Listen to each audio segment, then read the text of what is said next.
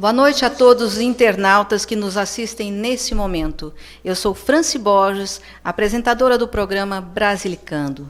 Antes de darmos início ao nosso programa, como apresentadora, obviamente, iniciando na carreira, eu gostaria de fazer um registro sobre o falecimento de Gugu Liberato e aqui deixando para toda a família Liberato a nossa solidariedade e as nossas condolências.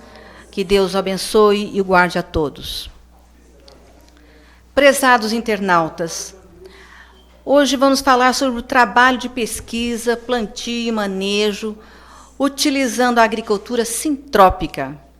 E está conosco aqui, em primeiro lugar, que vai nos dar uma palavra sobre a agricultura sintrópica, a parte exatamente de execução, Felipe Saar, graduado em agronomia e produtor rural, com seu trabalho no Sítio Semente, em Brasília, DF. Com a palavra, Felipe Saar.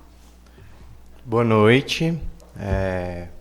Então, eu venho representando a agricultura sintrópica aqui em Brasília, no caso com o Sítio Semente, no Lago Oeste, perto de Sobradinho. É um sítio que já está há 15 anos executando esse trabalho com o Ernest, o Ernest como grande professor, grande mentor nesse tipo de agricultura. Sim. Uma pessoa que está há décadas, há 40 anos, estudando os processos da natureza. Uhum. Então, o grande momento é de observar a natureza. A gente está há tanto tempo, e eu digo há tanto tempo, desde quando existe a agricultura mesmo, há mais de 10 mil anos, fazendo uma agricultura que imita, que quer produzir, visa produzir, e nessa produção a gente acaba fazendo mineração. Todas as civilizações teve o mesmo problema. Sim. De exaurir os recursos. Então hoje a gente está trabalhando para construir, para regenerar, e mostrando que é possível você produzir e usar a terra, a regeneração pelo uso, fazer a recuperação. Sim. Pelo uso. Então hoje o Sítio Semente é uma referência em agricultura sintrópica, em agrofloresta. Então a gente tem um trabalho de observação para entender as espécies que estão aqui no Cerrado, considerando o Cerrado como um ambiente que já foi uma mata, que tem capacidade para regenerar, que ainda guarda capacidade de regeneração, para se tornar grandes matas, como já foi um dia.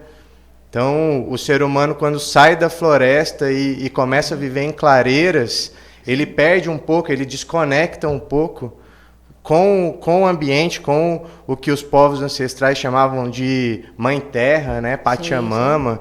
Então, hoje a gente vê essa necessidade de olhar para a natureza como um ente, e a gente como parte desse ente. A gente, o nosso professor Ernest fala, a gente não é o inteligente do sistema, a gente faz parte de um sistema inteligente. Então, a gente tem que usar isso ao nosso favor. E eu acho que esse insumo principal que a gente tem é a consciência, é o conhecimento, é a inteligência. E é isso que a gente está tentando divulgar, ensinar, mostrar para as pessoas, multiplicar esse conhecimento.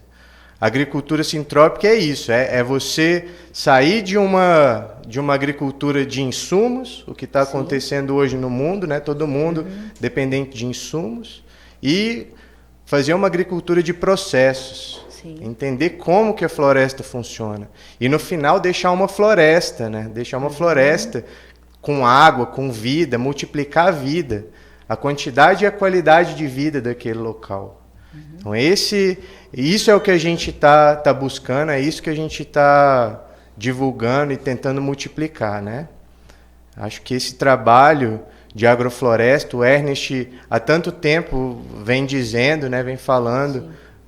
Ele de uma maneira fantástica, ele simplifica para a gente como que é o mecanismo da floresta, como que ela nasce, né? E como que ela faz para chegar numa floresta madura, num ser maduro, né? Entender a floresta como verdadeiramente um grande organismo. E cada serzinho daquele como uma célula. E o planeta, de certa maneira, como um todo, também um grande ser, né? Gaia para alguns, mas aquele grande ser que também respira, que também tem vida claro. Como os rios fluem como o sangue, a terra como a estrutura, né? Então, a gente precisa ter essa reconexão de novo com a natureza. A gente precisa observar, saber de onde que vem o nosso alimento. E aí começa uma grande mudança de paradigma, né? Com certeza. Estamos aí para... E tem aquele pensamento, né? Eu li isso em algum lugar que dizia assim: se você conhece a floresta que o cerca, você conhece a sua ancestralidade. Não é interessante isso? Então, você vai buscando a sua origem, né? Vai atrás da sua origem, aquilo que formou. E ia ser muito lindo, até a doutora Érica El, do Observatório Brasileiro de Hábitos Alimentares aqui na UNB, ela falou uma coisa muito interessante no nosso primeiro programa. Ela disse que o homem se afastou muito da natureza, né? E esse afastamento da natureza, o homem se considera superior à natureza, né? Ele quer se desconectar da natureza, e o objetivo é lucro, lucro, lucro, e como? Nós estamos todos no mesmo planeta, né? O que você fizer aqui, os resultados vão ser aqui, para o bem ou para o mal. Claro. Colocar a responsabilidade no homem, eu acho que é de ser feito. Porque o homem mesmo, no sentido do gênero, como você expôs, ele vem usando a força de várias maneiras. Sim. Então, eu acho que a Mãe Terra, perder essa conexão com a Mãe e dar força para o homem, levou a gente à escassez, né? Levou a gente a pensar no paradigma da escassez, que é o paradigma da guerra, do ódio, das mazelas que a gente vê no mundo hoje. O mundo hoje, a gente estuda ou a gente vê que o mundo precisa de alimento ainda. Sim. A gente está em 2020 com o pensamento que o mundo precisa de alimento, e o que mais a gente vê são falando da produção que bateu o recorde, ano após ano, as produções de monocultura batendo recordes, né? E a gente preocupado em bater recordes, mas ainda existe fome, né? Então, qual que é esse pensamento perverso que leva a gente a pensar, a acreditar que faltou? Porque o homem, ele faz a guerra, o homem faz a guerra, a mulher faz amor, a mulher promove o amor, promove a abundância, a multiplicação, ela cuida, né? Então, acho que essa desconexão também traz essa coisa da força e perde essa questão do cuidado. Quando perde essa questão do cuidado, a gente vê tudo que está acontecendo no mundo, né? A gente tendo que buscar novas soluções. Sim. Eu acho que, então, numa nova solução, talvez a agrofloresta, olhar para a sintropia com esses novos olhos de amor, sentir esse amor incondicional que a Terra tem, de dar para a gente o que a gente precisa. E poder trabalhar com isso, olhar com esse paradigma, não mais de escassez, mas de abundância, que a gente tem o que a gente precisa e o que é bom para a gente. Eu acho que esse é um grande... É o que deve ser mudado, assim, é a nova consciência para o planeta, né? Tranquilo. Nuno, você queria dar uma palavrinha para nós? Queria sim, com certeza. Nuno Madeira. Eu sou Nuno, né? E é um prazer voltar, viu, França? Obrigado. Com certeza. Felipe, prazer. Muito obrigado. Internautas, né? Então, obrigado novamente por estar aqui. Muito interessante essa colocação. Eu acho que a agricultura sintrópica é o ápice da agricultura, é um retorno. A gente estava até conversando um pouco antes. Eu acho que é um caminho de volta para o jardim, sabe? Quase numa visão bíblica, né? Quase que como o Éden, você ter todas as plantas que te cercam, manejadas para serem alimentos, para serem, ou então madeira para utilização, para terem seus usos, né, para serem forragem para os animais, seja alimento humano, seja alimento para os animais, para serem um bioma, né, um ambiente agradável. Então é manejar o ambiente que está à nossa volta para que ele seja quase como um jardim, que todas as plantas são úteis, né, vamos dizer assim. Mais ou menos essa ideia que eu enxergo na agricultura sintrópica. Para mim é o ápice. Tem uma parceria muito forte com a Casa da Videira, que faz agricultura e pecuária urbana lá em Curitiba, com essa visão do jardim produtivo, que também se aproxima muito disso, né? Até a questão de arar a terra, né? Aração, subsolagem, gradagem, tal, etc., matando a matéria orgânica do solo, para depois tentar recompor isso de uma outra forma. E você vê a ciclagem de nutrientes, que é um dos pontos básicos na agricultura sintrópica, né? Então, toda a construção, toda a biomassa produzida em cima, depois reciclando, né? Essa questão das linhas de perenes podadas para fazer a reciclagem, quer dizer, você faz um manejo através de podas. Realmente a agricultura sintrópica é fantástica. E quando vocês falaram de gênero, eu estava aqui pensando nas experiências que a gente tem de trabalhos por aí afora, de extensão, de desenvolvimento, em associações de produtores, organizações de produtores, em assentamentos. Muitas vezes é isso que você falou. O homem, a questão do homem, do gênero mesmo masculino, está muito interessado numa determinada cultura que vai dar dinheiro, como tomate, como café, batata, gado. Vou botar gado lá, chego lá uma vez por ano, maneiro, dou sal, uma vez por mês, né, e tal. Mas assim, é para dar dinheiro. E já a mulher muito mais preocupada na alimentação da família, no quintal produtivo, de ter um jardim bonito, com flor, qualidade de vida.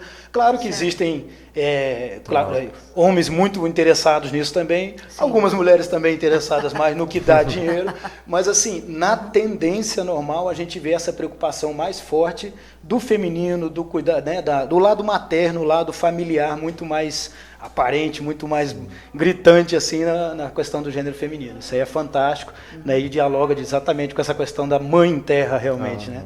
Bacana isso aí. Tá. E Nuno, você tem uma experiência, parece que com as plantas punk, né? Você poderia falar um pouquinho para nós sobre isso aí? Claro, claro. Quando a gente começou a trabalhar com punk, na Embrapa Hortaliça a gente mantém uma coleção de hortaliças tradicionais, ainda nem existia esse termo que está aqui, né? Punk, né? E ainda nem existia esse termo, a gente chamava de hortaliças tradicionais, que os agricultores mantinham há décadas, né, talvez há séculos, como a Ora Pronobis, como a serralha, a bertalha, peixinho, azedinha, vinagreiras, as frutas muito mais valorizadas, né, a gente pensa em fruta, pensa em doce, pensa em sobremesa e tal, e aí eu me dediquei muito mais às hortaliças, ao resgate dessas hortaliças, isso tem 13 anos. E o diálogo é muito forte com essa mesma ideia da Mãe Terra, do alimento local, do alimento que é adaptado, do alimento que é resiliente, que é da sua localidade. Certo. As punks daqui, por exemplo, do Centro-Oeste não serão as mesmas da região Sul. Algumas são adaptadas às duas condições. Da Amazônia também, ou da Caatinga, mas algumas são tão resilientes que às vezes até... o território que elas ocupam é bastante amplo e pode ter nessas 4 regiões, né? Centro-Oeste, Amazônia, Sul e Caatinga. Um exemplo é João Gomes, Major Gomes, Cariru, Bredos. Então esses são muito resilientes, beldroegas, né? Então que são alimentos riquíssimos e que a gente vem perdendo a tradição de uso deles. Certo. Então essa erosão genética, né, de largar os alimentos originais, né, fazer monocultura e tal, grandes cadeias produtivas, né?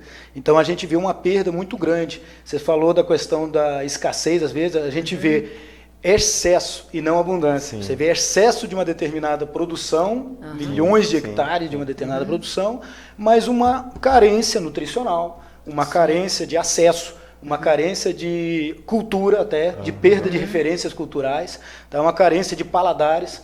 Então fica pobre, fica quase que repetitivo, né? A gente, se reparar, a maioria das pessoas comem 20 alimentos ao longo de um mês, talvez em uma determinada estação tenham mais umas 2 ou 3 frutas, quando a gente tem no mínimo, brincando aí umas 200 ali do nosso lado, ali prontas para serem aproveitadas. Fora a questão da gente trabalhar e voltar a ser agricultor. Sim. Eu faço isso no quintal de casa, um pouquinho, queria ter mais tempo para fazer melhor, mas o trabalho nos absorve muito, em viagem, viagens e no trabalho, claro, como pesquisador da Embrapa, mas a gente mantém a coleção lá, tem 300 variedades de umas 80 espécies, tá? Coisas inusitadas, fantásticas, paladares riquíssimos, assim, você faz uma salada com 15 coisas diferentes, aí percebe lá no meio a couvinha, que é Porófilum ruderale, que dá um toque assim inebriante, que dá um, sabe assim, como se aparecesse luzinhas, assim, aquele negócio do Ratatouille, sabe?